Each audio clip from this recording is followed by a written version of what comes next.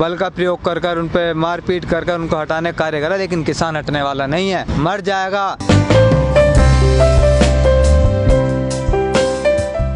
Sir, ऐसी खबरें आ रही हैं कि आंदोलन खत्म किया जाएगा बॉर्डर का, क्या कितनी सच्चाई है इनमें? देखिए, जो कही जा रही है, जो अफवाह उड़ रही है, जो एक पत्रकार ने महोदय ने इसमें लिखा है कि आंदोलन एक हफ्ते में ख़त्म होने वाला है, ये तो जो कहा है वो सरासर गलत है। तस्वीरें आप भी लगातार देख रहे हैं यहाँ पर किसान आंदोलन की, और किसान आंदोलन जैसे पहले चल रहा था आगे भी वैसे ही चलेगा जब तक बिल वापसी नहीं, घर वापसी नहीं। एक चीज़ देखने को मिल रही है, बॉर्डरों से रौनक थोड़ी फीकी पड़ती जा रही है। बॉर्डर देखो, गर्मी का माहौल है और एक आंख किसान की अपनी खेती पर है तो एक यहाँ पर भी है। क्या अब तक किसानों को मिला इस आंदोलन से या इस देश की जनता को? देखिए, किसानों को तो मिला बहुत कुछ, किसानों को मिला कि इस सरकार को हिलाना है, ये सुन नहीं रही और सरकार हिलेगी। 4-5 महीने से लगातार किसान प्रोटेस्ट पे है, 5 महीने से सरकार नहीं सुन रही है। सरकार तो एक बहरी सरकार है, क्योंकि व्यापारी की सरकार है। जब कोई पीछे से इनका व्यापारी कोई लोग इनमें डंडा करता है ना सरकार है, तो ये उनकी आराम से सुनते हैं। अगर मैं मोदी से कहना चाहता हूँ, मोदी जी, अगर आप अंबानी अडानी के आप नौकर हैं तो आप खुद रहें, जनता को नौकर ना बनाएं, उनका इनडायरेक्टली नौकर ना बनाएं उनका। आप रहें तो आप रहो, क्योंकि आपकी आज़ादी, आपकी लाइफ है। जनता को, देश को नौकर ना बनाएं। क्या कोई रास्ता निकलेगा आगे? देखिए, रास्ता तो इस सरकार को तय करना है, रास्ता निकालना नहीं निकालेंगे तो किसान तो यहीं बैठा और आगे भी बैठा रहेगा। अगर इन्हें किसान की इतनी फिक्र है तो बिल पर वापसी कर दो ना।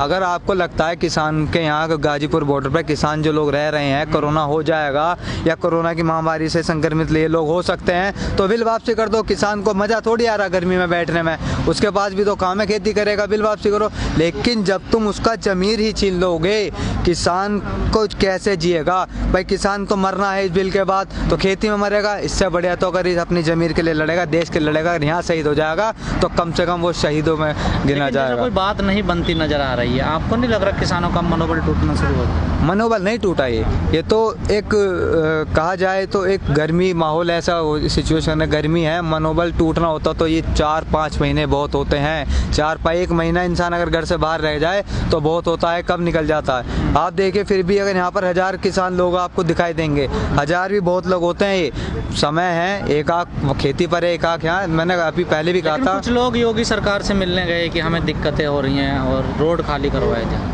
ऐसे भी तो लोग हैं ना जो आपका विरोध कर रहे हैं। ये तो अंधभक्त है ना, अंधभक्त ही विरोध कर रहा है, और कौन विरोध करेगा? इनके ही लोगों को दिक्कत हो रही है क्योंकि वो अंधभक्त है। उनको अपने सरकार का कार्य अच्छा ही दिखता, चाहे वो गलत हो चाहे वो सही हो। हम देश के लोग हैं, हम लोकतांत्रिक में जी रहे हैं, हम प्रजातंत्र में नहीं जी रहे। तो अच्छा काम होगा तो स्वीकार करेंगे, अगर गलत काम होगा तो हम विरोध करेंगे, क्योंकि हम संवैधानिक अधिकार है हमारा, लोकतंत्र में रह रहे हैं और धरना प्रदर्शन हम करते रहेंगे, चाहे बीजेपी सरकार हो चाहे कोई भी सरकार हो। क्योंकि जो कार्य देश के हित के लिए नहीं है वहाँ पर प्रदर्शन होगा, आंदोलन होगा। अब ये किसान आंदोलन न होगा, जन आंदोलन में तब्दील हो गया है। किसी भी स्टेट में जाओ, अभी मोदी जी उसमें गए थे मध्य प्रदेश में, तो वहाँ किसी किसान से पूछा, अगर जी क्या आप चौधरी साहब को जानते हैं? तो कहते कहला नहीं जी। कहला भाई वो जो दिल्ली धरना चल रहा है बॉर्डरों पर, उसके बारे में आप भी क्या राय है? कह ली वो तो सही है, धरना सही चल रहा है, जो किसानों में बैठा है वो कानून गलत है, वापस होनी चाहिए और MSP मिलनी चाहिए। तो जो हमारे चौधरी साहब राष्ट्रीय प्रवक्ता हमारे प्रदेशों में जा रहे दौरा कर रहे हैं, उनका मिशन था आम जन को जागृत करना। तो हमारा मिशन जो है धीरे धीरे आगे बढ़ रहा है। एक बात तो बताइए भाई, हम सरकार से क्या मांग रहे हैं? हमारी तो कोई मांग नहीं है। सरकार हम पे कानून थोप रही जबरदस्ती, ये वापस ले लो। हमारी कोई सरकार से लड़ाई थोड़ी है, हमारी तो ना मोदी जी से लड़ाई है। हमारे टिकैत जी ने कहा हमने मोदी जी को वोट दी, हमारी मोदी जी से दुश्मनी नहीं है, ना भाजपा से। मोदी सरकार की नीतियों से हमारी लड़ाई है। वे तीनों कानून वापस कर दो, हमें कानून को कर दे दो, हम अपने घर चले जाएंगे। भाई हम अपने बच्चों को छोड़ के बॉर्डर पड़े। सरकार ने आप सुनो भाई, एक बात तो बताओ, ये ना कानून वापस कर रहे तो हम भी ना जा रहे। जो हमारे अगले बच्चों को भविष्य बर्बाद होना जा रहा, उससे हम मरना बेहतर समझो। बातचीत भी नहीं हो रही सरकार से, अब तो बातचीत भी बंद पड़ी ना हो रही, तो हम क्या कर रहे हैं? इन्होंने आदेश कर दिया 8 दिन में उठाऊंगे, ये कुछ आदेश कर दो, जो हमारे ठिकाना साहब का होना का वो माना जाएगा। भाई इनका राज है, कुछ भी कर सकते हैं। ये जोगी योगी खट्टर, अरे इन लोगों का काम था वनों में रहना, तपस्या करना, जोगी योगी राज करेंगे तो देश में क्या रहेगा। भी तो आपने करवाया, वोट भी तो आपने दिया। भाई एक बात तो बताओ, किसान ये चाह रहा था, ये यूँ कह रहे थे सबका साथ सबका विकास, ये भोली कौम में बहक गई, बहुत सके साथ भाई बाजीगर था यो, इसका पता नहीं था अकबर शायद विकास करे, पर इनने तो एक काम करा, सबका साथ और सबका विनाश और एक साथ। कभी बहादुर कहो, कभी नहीं, सबका साथ सबका विनाश और एक साथ। उसमें हमारे प्रधानमंत्री लोगों बोले हैं, नहीं बात सुनो, देखो ये भी है भाई भोले ना होते से वोट क्यों देते। अगर हम पढ़े लिखे होते भोले ना होते से वोट थोड़ी दे रहे थे। जो RSS अब तो 10 साल पहले कच्चे नेकर पर रह रही थी, अब हर चुनाव में वे ट्रेंड कर करके ऐसे बना दिए हैं। जब दिल्ली में 26 जनवरी में टंडा बाजा, या खड़ी मेरी गाड़ी, वर्दी पे बैच नहीं था, गुंडा राज हुआ, 700 750 हमारे साथी जगबीर बता रहे हैं, इन्होंने IPS बना दिया IAS। क्या वे लोग जो हमारे क्वालिफाइड जेंटल 1000 आदमी का IAS चुन का हरा देश में, वो जो RSS का उसके नीचे काम कर लेगा वो।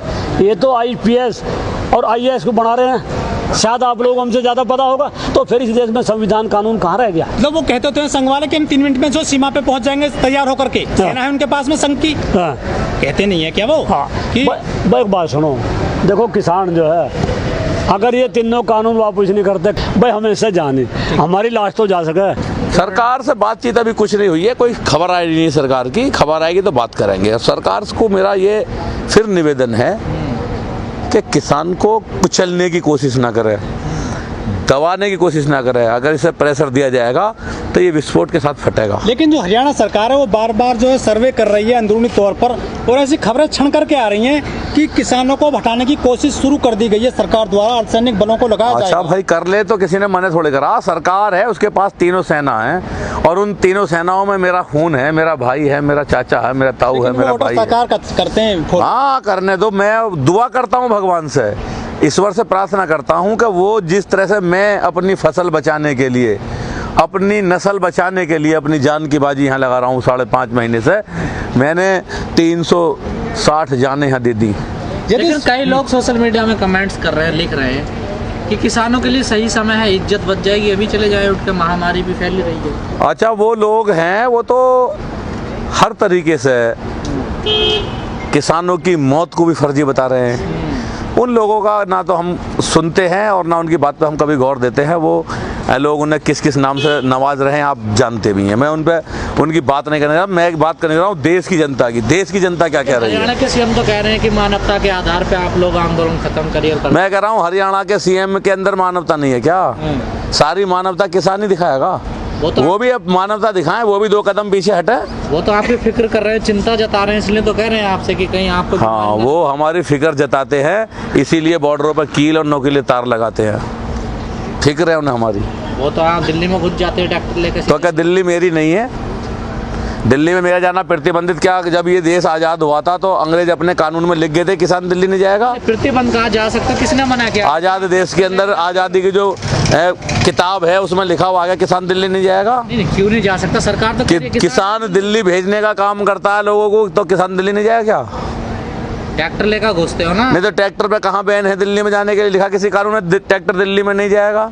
जहाँ पाबंदी है वहाँ भी पहुँच जाते हो? नहीं, कहाँ पे पाबंदी है? लाल किले पर पहुँच। लाल किले पर डालमिया को उसे बेच दिया, क्या वो पाबंदी खत्म हो गई? तो सर ये क्या तर्क होते हैं आप लोगों ने? डालमिया को बेच दिया तो आप जाकर कुछ भी करोगे? नहीं, हमने क्या कर दिया, और जिसने करा वो 30,000 के मुचलके पर चला गया। कितनी बड़ी धारा थी उसके ऊपर, कितना बड़ा कानून था, उसने ही क्या गुनाह कर दिया? पूछना चाहता हूँ मैं आपसे।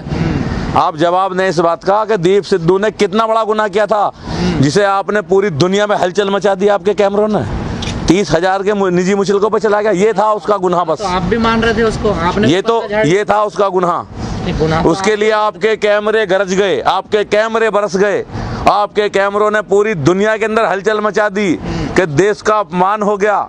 देश और उसे भारत के संविधान ने, भारत के न्यायालय ने 30,000 के निजी मुचलके पर छोड़ दिया। ये उसका अपराध था। तो जमानत नहीं मिलनी चाहिए? जमानत उसे मिलनी चाहिए। मैं कह रहा हूँ नहीं मिलनी चाहिए। मैं आपको बताना चाहता हूँ कि उसकी जमानत क्या और बेजमानत क्या।